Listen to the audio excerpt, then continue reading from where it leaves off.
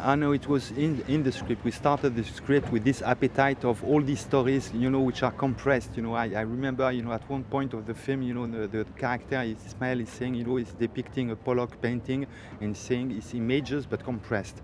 And that's what we tried, to take bits and pieces of stories and to compress all these stories in one big stream. That was our challenge.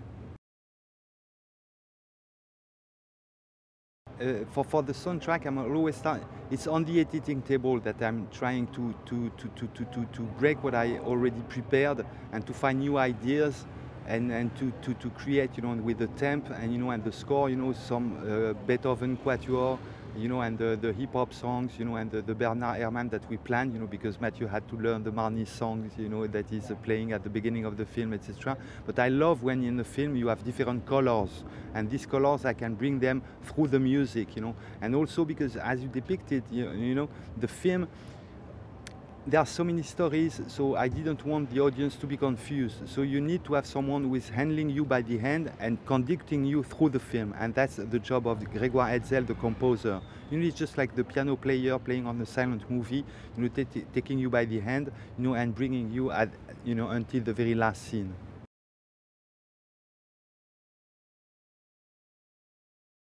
Oh, it's absolutely unconscious, absolutely unconscious. I'm positive. Okay. Yeah. You know, I know one thing is that it seems to me that you always make one film against the previous one, you know. And it seems to me, if I try to remember my golden days, I remember the absolute loneliness of the character of Mathieu Amalric, who is refusing life in terms with the goal of protecting the past, you know, the love past that he has with he had for Esther. And in this one, instead of protecting the past, the characters have to accept their future. You know, I think that the moral of the film is the last line, you know, which is said by Charlotte Gainsbourg: "La vie m'est arrivée." Life just happened. You know, life happened to each one of the characters, and they have to accept it and to embrace it. You know, even if life is sometimes embarrassing, is not exactly what you were expecting. You know, but life is there, and you have to accept it. You know, so I could say that my golden days is about melancholia, and this one is about appetite.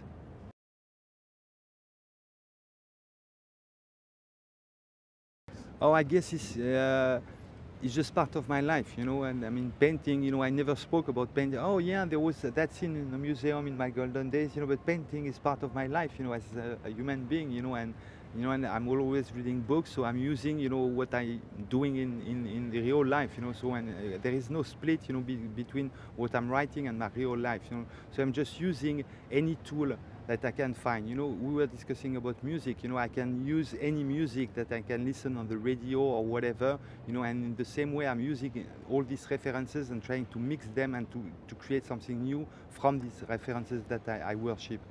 So it's mostly intuitive then, sort of what you have in your life. Yeah, it's much more intuitive than any plan.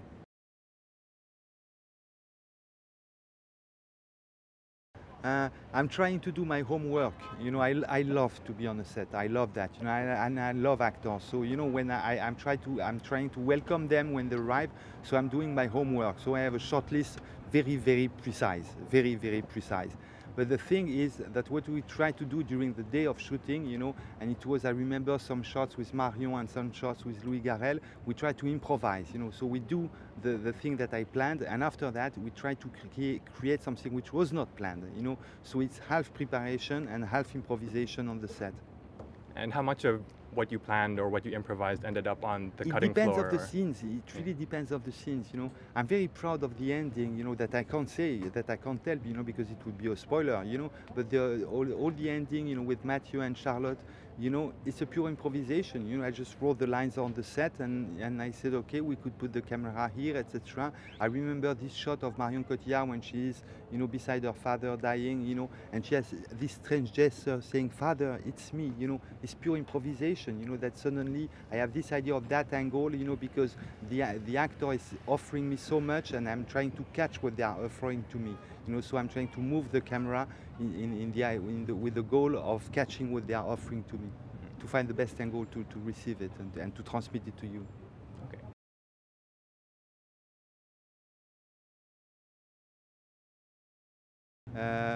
This time, you know, I remember about Mathieu, it's a deep relationship, you know, it's not just a relationship between an actor and a director, you know, because Mathieu is also a director and I love his films, you know, so it's a dialogue which is going, you know, from one film to another one.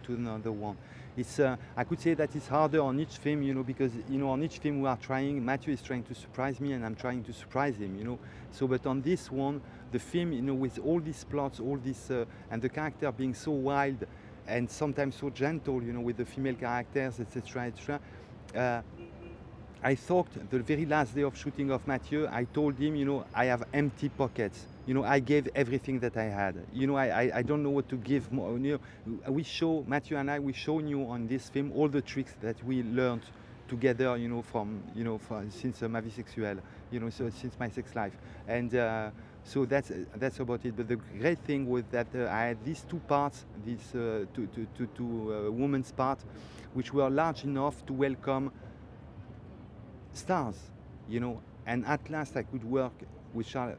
I don't like the word work. I prefer play. I could play, you know, with Charlotte Gainsbourg, and I could play with Marion Cotillard. And it was, you know, it was just like in a dream, you know, because I worship really their art, you know, to each one of them.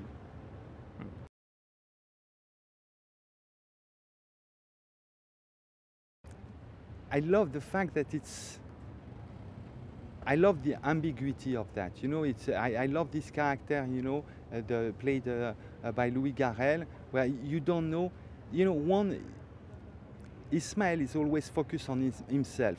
You know, you could say that he's quite selfish. You know, he's trapped in Roubaix, you know, in his house, and inventing stories which are going all over the world. You know, so there was a nice contrast between this man trapped and trying to reinvent this figure of a brother who's missing, and all these adventures of this brother, which is a dreamed brother, which is not a real brother, which is the brother that he dreams to have.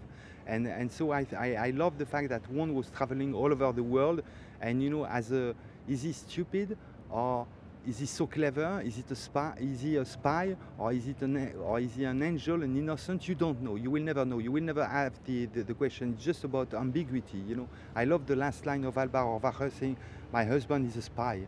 You know, and she's so proud of it. You know, in a way, he's not stupid. He's a spy. It's so great. You know, so I love the contrast, yeah, between the writer being trapped in Roubaix and the brother traveling all over the world.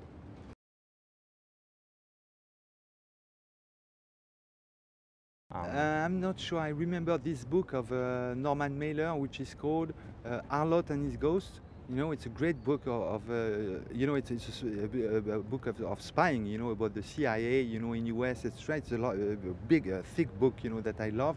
You know, I love the fact that each one of the characters is dealing with his own ghost. You know, this is what we are doing, each one of us, you know, in the audience or the characters on the screen.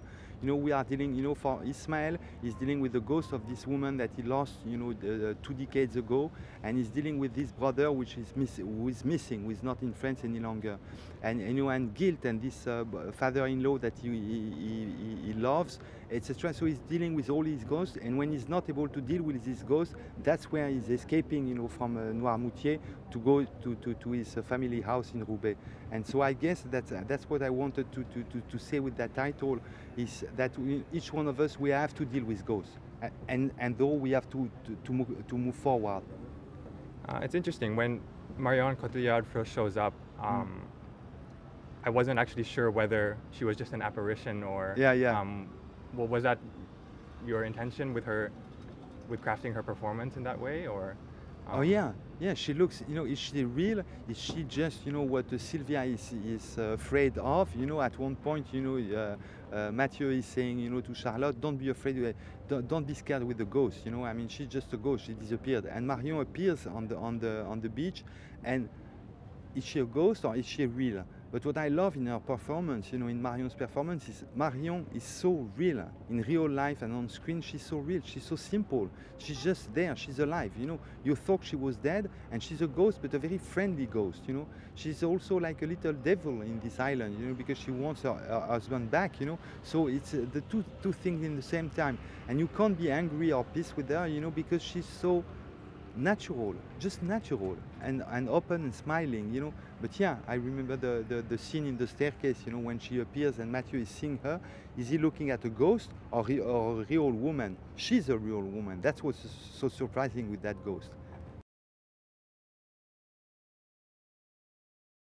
Are you working on something new, or? I can't say because I'm always waiting for the answer of the audience. I need the answer of the audience to know that's the audience who is showing to me, you know, where I have to go, you know. So I need to have, let's say, 2 or 3 weeks, you know, and to listen to that rumor, you know, of the audience, you know, this sound, you know, of the theaters, you know, and this answer, you know, from the audience, how they catch the film. And, you know, and I guess that this film being so full of light, I guess that the next one will be dark and bitter, you know, this one being so generous and open, you know. I don't know, I still don't know. Okay. Okay. Thank you very much. Thank you very much.